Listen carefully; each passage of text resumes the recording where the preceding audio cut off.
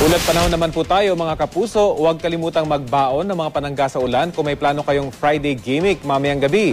Inaasahan kasi magkakaroon pa rin ng rain showers at thunderstorms.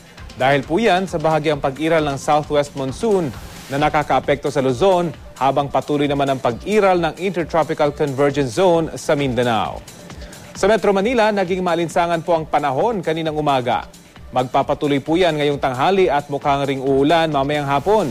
Pero sa gabi ay bahagyang maiibsa ng init dahil sa ulan. Sa mga may balak namang pumunta sa Taguig para dumalaw sa burol ni Comedy King Dolphy, magdala po ng mga pamaypay at tubig dahil maalinsangan ang panahon.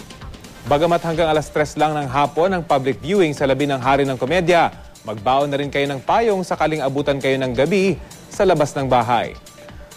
Bukas, asahan ng pag-ulan sa huling araw ng public viewing sa labi ni Dolphy sa Taguig. Bahagyang gaganda naman ang panahon sa araw ng libing ng Comedy King. Pero sa mga dadalo, magdala na rin kayo ng payong para handa sa posibleng pag-ulan. Sa iba pang lugar sa Luzon, asahan po ang maaliwalas na panahon na may posibleng pag-ulan sa hapon. Gayon din po ang panahon sa Visayas.